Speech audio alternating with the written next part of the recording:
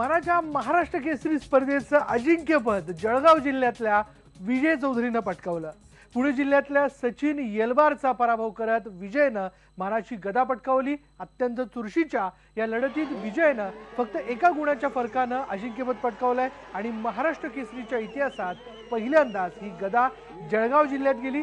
विजयनं सुरुवातीपासूनच आक्रमक खेळ केला आणि सुरुवातीलाच 4-0 अशी आघाडी घेतली होती आणि त्यामुळे ही लढत एकतर्फी होणार असं वाटत असताना सचिन येलवारने लढतीत रंग भरले आणि शेवटच्या मिनिटात 3 गुणांची कमाई करत सचिननं लढत चुरशीची केली। त्यानंतर विजयनं वेळ काढत सचिनला आक्रमक खेळ करण्याची संधी दिलीच नाही आणि 41वा महाराष्ट्र केसरी होण्याचा मान त्यानं पटकावला। या विजयानंतर त्याला आपले अश्रू आवरणं कठीण जात होतं। गेली 3 वर्ष महाराष्ट्र केसरीमध्ये अव्वल कामगिरी करूनही त्याला अजिंक्यपद काही पटकावता येत नव्हतं, पण यावर्षी त्याच्या मेहनतीचं चीज झालं आणि महाराष्ट्र केसरीवर त्यानं आपली मोहर उमटवली आहे। भारताचा अव्वल कुस्तीपटू सुशील कुमारच्या हस्ते त्याला गदा देण्यात आली आणि त्यामुळे हा विजय त्याच्यासाठी म्हणजे विजयसाठी स्पेशल ठरला। आपण पाहतोय महाराष्ट्र केसरी यंदाचा ठरलाय विजय चौधरी। खास गोष्ट आहे, खास बातमी ही नवा चेहरा मिळाला महाराष्ट्र केसरीला। महाराष्ट्र केसरीची अंतिम लढत रंगली ती शेवटच्या मिनिटात। सचिन येलवारनं शेवटच्या मिनिटात लढतीत रंग भरले। बघूया महाराष्ट्र केसरीची ही चुरशीची लढत। जाणता राजा कुस्ती केंद्र निळ्या कास्ट्यूमचा विजय चौधरी आणि सलामीला पटकावून कब्जा घेतला। विजय चौधरीने भारंदाज लावला। कुस्तीला गती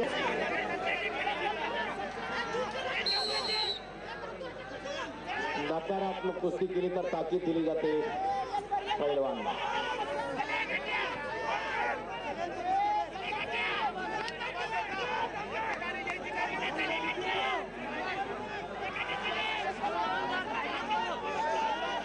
2 मिनिट संपली। अत्यंत मोलाचं 1 मिनिट।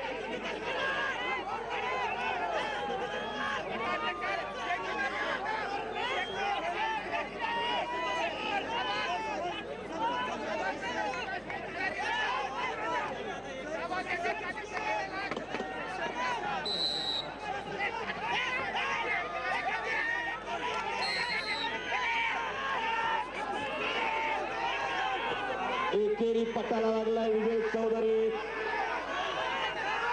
एकेरी पटाची पकड विजय चौधरीची। एका पायावर नाचा लागलाय सचिन येलवार आणि दरम्यान निळ्या कास्ट्यूमच्या शेवटचे 30 सेकंद विजय चौधरी लागण्याची हो शेवटचे 30 सेकंद शेवटचे 30 सेकंद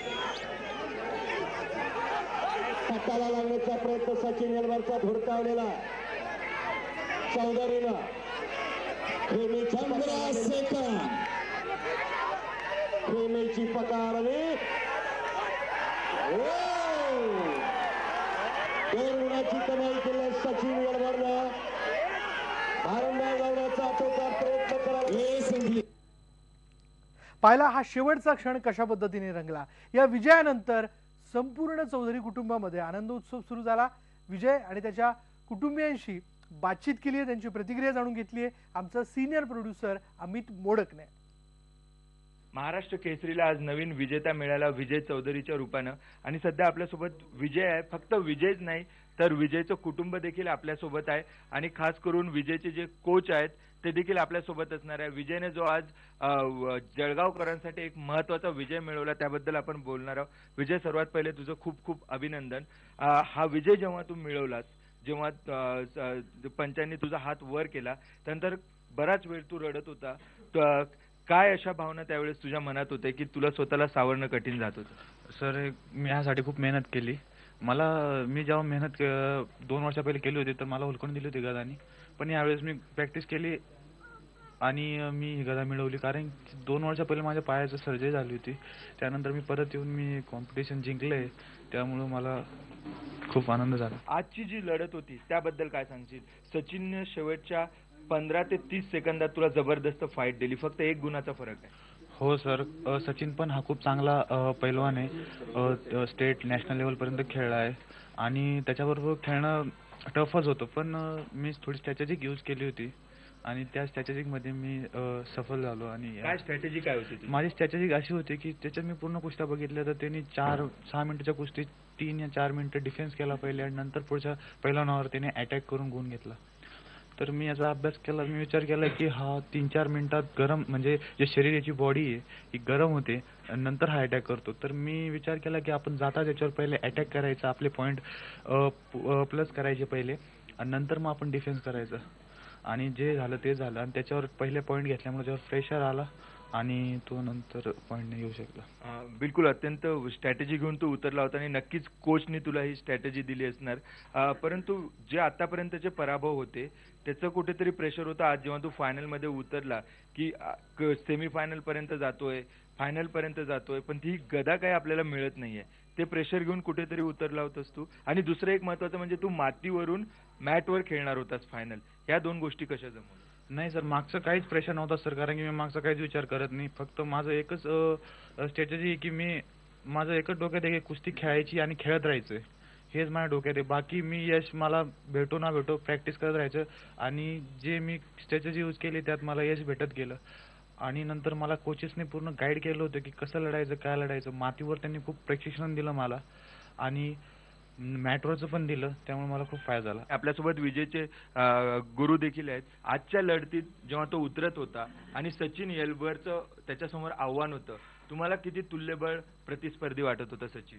सचिन येलबर हा अनुभवी होता, परंतु आहे ना विजय चौधरी हा ताकदीने वर डावानी हा जो सरळ चालला होता. तर सचिन येलबरचे आतापर्यंत झालेल्या ज्या कुस्त्या, त्या कुस्त्याचं आम्ही पाणी केल्याच्या नंतर आपल्या प्रतिस्पर्धीला काय डाव आखायला लागेल, ह्या डावाने आम्ही विचार करून विजूनी त्या डावाचं मार्गदर्शन हे घेऊन आणि त्या डावाला प्रतिस्पर्धी डाव कसा तयार करता येईल याचं विजूनी स्वतः दक्षता घेतली आणि त्याच्यामुळे आजच्या परिस्थितीला विजू हा वरचढ घडलेला आहे. सर, एक महत्वाचं होतं की कुठे ना कुठे जे प्रेक्षक होते ते सचिनच्या मागे होते, अहमदनगर मधले.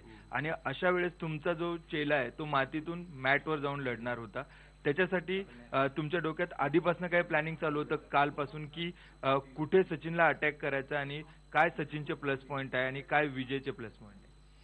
ह्याच्यात विजूचे प्लस पॉईंट एवढेच होते की विजू हा असा आहे की शांत पद्धतीने कुस्ती करणार आहे, हा की प्रतिस्पर्धीला चान्स न देता कुस्ती करत असतो आणि त्याच्यानंतर प्रतिस्पर्धी ज्यावेळेस अटॅक करत असतो त्यावेळेस अटॅक केल्याच्या नंतर त्याला जो प्रतिसाद आणि विजू चौधरी देतो त्याच्यावर अटॅकलाच लगेच हा विजूला पॉईंट मिळत असतो. हा आता मेन गुण म्हणजे हा विजूचा एवढाच आहे की हा स्वतः अटॅक कुणाच्या अंगावर करत नाही, अटॅक आल्याच्या नंतर हे करतो आणि वेळेप्रसंगी जो काही निर्णय घ्यायचा असतो तो स्वतः खेळाडूच्या नात्याने तो स्वतः घेऊ शकतो. विजयच्या ताई देखील आपल्यासोबत आहे. आज त्याने जो विजय मिळवला, काय तुमच्या भावना आहेत? शब्दच नाही आम्हाला असे काय भावना कोणत्या शब्दात व्यक्त करावे काही कळतच नाहीये. आजचा विजय म्हणजे आम्हाला अपेक्षित होता. आमच्या भावाने एवढा प्रयत्न केला, मागच्या 2 वर्षाला त्याच्या पायाला जी इजा झाली त्याच्या प्रयत्नातनं त्याचं जे हाल आम्ही बघितले, त्याने कसे कष्ट केले, कशा परिस्थितीतनं तो वर आला. हा जेव्हा त्याची फर्स्ट मॅच झाली या महाराष्ट्र केसरीला, मला तर गॅरंटी होती की आज देव सुद्धा काही नाही, देवाला यश द्यावंच लागेल. माझ्या भावाने एवढी मेहनत केली आहे, एवढं कष्ट घेतले त्याने, म्हणून मला खूप आनंद झाला. मी व्यक्तच नाही करू शकत काय आनंद झाला. तुझं काय भविष्याचं प्लॅनिंग? त्यांनी जे सांगितलं तोच प्लॅनिंग माझा पण आहे. खूप कष्ट करायचं आणि आपल्या महाराष्ट्राचं गावाचं नाव आणि आई वडिलांचं नाव कोचेस. पण नेक्स्ट टार्गेट काय? सुशील कुमारच्या हस्ते तू आज मेडल घेतलेलं आहे. सुशील कुमार आतापर्यंत ऑलिम्पिकमध्ये सिल्वर मेडल पर्यंत मजल मारली आहे. कुठेतरी ते टार्गेट डोळ्यापुढे? हो सर, आपल्या महाराष्ट्राकडनं मी नॅशनल आणि इंडियाचं ऑलिम्पिकमध्ये नेतृत्व करून गोल्ड मेडल घेण्याची इच्छा आहे माझी. तर हा होता विजय चौधरी, ज्याने महाराष्ट्र केसरीमध्ये एक नवीन अध्याय लिहिलेला आहे. महाराष्ट्र केसरीच्या ऐतिहासिक याच्यात स्वतःचं नाव देखील त्याने नोंद केलेली आहे. व्हिडिओ जर्नलिस्ट सचिन हंसाटेसह अमित मोडक, IBN लोकमत, अहमदनगर. तर या कुस्तीपटूला केवळ एक सराव महत्वाचा नसतो, म्हणजे सराव तर महत्वाचा आहे, पण त्याचबरोबर एक स्ट्रॅटेजी डोळ्यासमोर ठेवणं, अंतिम सामना कसा असू शकतो याचा एक अभ्यास करणं, हे खरं तर विजयने केलेलं होतं आणि त्यातनंच विजयला महाराष्ट्र केसरीचा हा विजय मिळालेला आहे. या यशाबद्दल आपल्याला आणखीन बोलायचं आहे. इथे वेळ झाली एका ब्रेकची. पहा फक्त IBN लोकमत.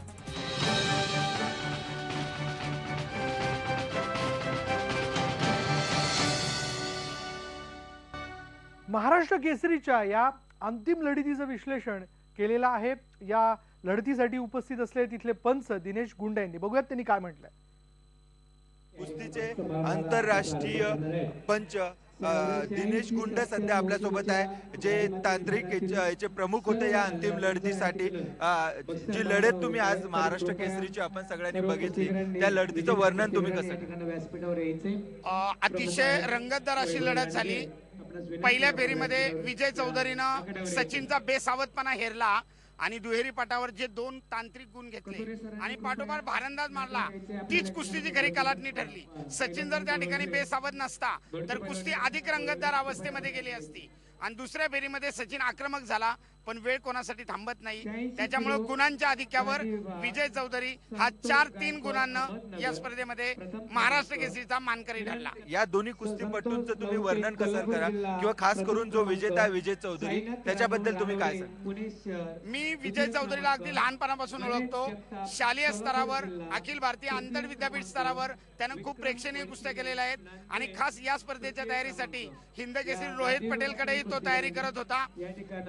तुम्ही आता मला जो प्रश्न विचारलात की पहिल्या फेरीमध्ये कुस्तीच्या खास घडामोडी झाल्या नाहीत, जेव्हा उत्तम दर्जाचे 2 कुस्तीगीर एकमेकासमोर उभे ठाकतात त्यावेळी ते स्वतःचे डावपेच पहिल्यांदा एकमेकाला ओळखण्याचा प्रयत्न करतात आणि हे ओळखण्यामध्ये सचिन थोडा बेसावध झाला आणि त्याच संधीचा फायदा विजयने घेतला. धन्यवाद सर आयबीएन लोकमतशी बोलल्याबद्दल. तर एक अत्यंत दर्जेदार लढत इथं आपल्याला बघायला मिळाली आणि महाराष्ट्र केसरीला एक नवीन विजेता मिळाला. महाराष्ट्र केसरीच्या या अंतिम लढतीसाठी ऑलिम्पिक पदक विजेता कुस्तीपटू सुशील कुमारनं खास हजेरी लावली होती. त्याच्याशी आम्ही बातचीत केली आहे. बघूयात या अंतिम सामन्याबद्दल त्यांनी आपलं काय मत व्यक्त केलं आणि काय म्हटलंय.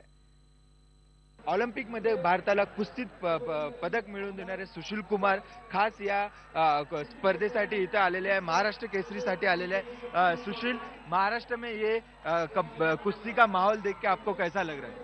मुझे बहुत अच्छा लग रहा है क्योंकि महाराष्ट्र जो है कुश्ती का बेस है और लोग कुश्ती को इतना प्यार करते हैं यहाँ पे बहुत ज़्यादा. यहाँ से कितने भी पहलवान यहाँ से निकले हैं महाराष्ट्र से. आप एक जो हमारा पहला ओलंपिक मेडल था इंडिविजुअल में, वो खासाबाद जो जाधव थे उनका वो मेडल था. तो आप समझ सकते हैं कि इतने पुराना इतिहास है महाराष्ट्र में कुश्ती का और लोग बहुत प्यार करते हैं कुश्ती को. लेकिन आप देख रहे हैं कि यहाँ पे मैट पे अभी फाइनल होगा. महाराष्ट्र में कुश्ती बहुत बड़ी है, लेकिन अंतर्राष्ट्रीय स्तर पर महाराष्ट्र के जो खिलाड़ी है वो नहीं दिख पा रहे. नहीं, राहुल अवारे बहुत अच्छा कर रहा है, संदीप है, नरसिंह है, बहुत अच्छा कर रहे हैं वो. मगर अभी मैं आपके माध्यम से बस यही कहूंगा कि लोगों को जितने भी हमारे अखाड़े हैं, तालीम है, उनको मैट पे लाना होगा और बच्चों को मैट पे ज्यादा कुश्ती सिखानी होगी, जब भी हम ओलंपिक में, एशियन गेम्स में, कॉमनवेल्थ गेम्स में अच्छा कर पाएंगे. एक आखिरी सवाल सुशील, महाराष्ट्र केसरी जो स्पर्धा होती है जिसकी आप लोकप्रियता यहाँ पे देख सकते हैं, इस स्पर्धा के बारे में आप क्या कहेंगे और महाराष्ट्र की कुश्ती की परंपरा के बारे में क्या कहेंगे? मैं बिल्कुल बहुत बधाई दूंगा सभी लोगों को कि बहुत प्यार कुश्ती को महाराष्ट्र में करते हैं और महाराष्ट्र केसरी के दंगल को एक इतना बड़ा दंगल बना के इतना अच्छा आयोजन वो करते हैं, तो मैं उनको बहुत बधाई दूंगा. आणि यानंतर इथे वेळ झाली का ब्रेकची. पहा फक्त आयबीएन लोकमत.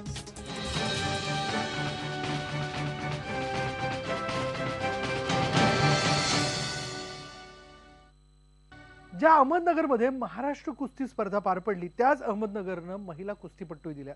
महाराष्ट्रातली पहिली महिला कुस्तीपट्टू अंजली वल्लाकटी ही अहमदनगरची. तिच्याशी बातचीत केली आहे अमित मोडकनं. अहमदनगरमध्ये महाराष्ट्र केसरी कुस्ती स्पर्धा पार पडली.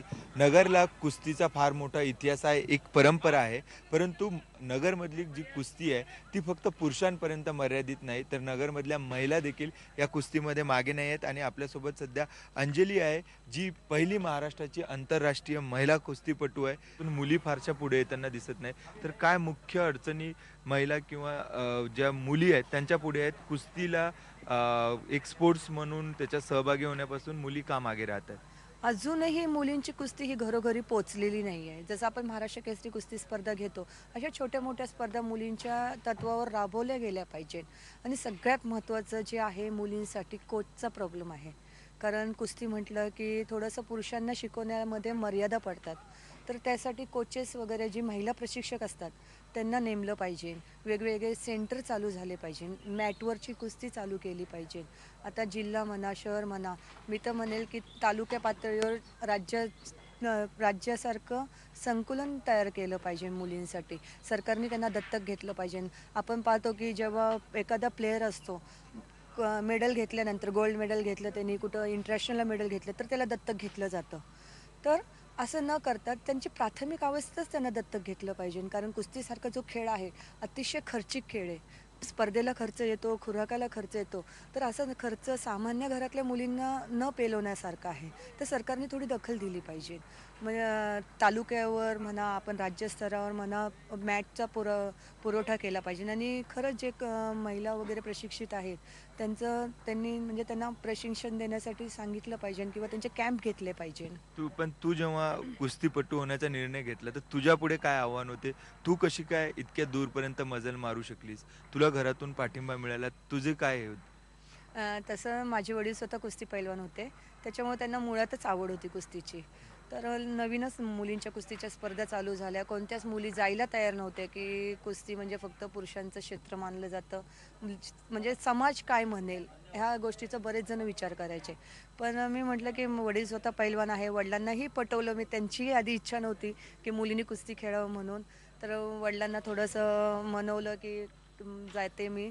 तर मग ठीक आहे, गेले मथुरेला. मी पहिलं गोल्ड मेडल घेतलं आपल्या राष्ट्रीय स्तरावर. आणि अशाच ह्याच्यामध्ये आंतरराष्ट्रीय कुस्ती स्पर्धा खेळून आले.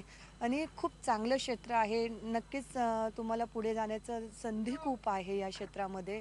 आणि थोडंसं भीती बाळगू नका कुस्तीबद्दल. जास्तीत जास्त मुलींनी कुस्तीमध्ये यावं असंच मी त्यांना आव्हान करेल.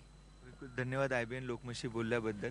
तर अंजली सर्व मुलींना आव्हान करते की पुरुषांचं कुस्तीवरचं वर्चस्व संपवायचं असेल तर मुलींनी देखील आता आपल्या मनातली भीती काढून या क्षेत्रात पाऊल ठेवलं पाहिजे, खास करून मराठी मुलींनी. व्हिडिओ जर्नलिस्ट सचिन हंसाटेसह अमित मोडक, IBN लोकमत, अहमदनगर. यानंतर या बुलेटिनमध्ये इथेच थांबणार आहोत, पण जाता जाता पुन्हा एकदा विजय चौधरीचं म्हणजे महाराष्ट्र केसरी विजय चौधरीचं अभिनंदन करूयात आणि इथेच थांबूयात. पहा फक्त IBN लोकमत.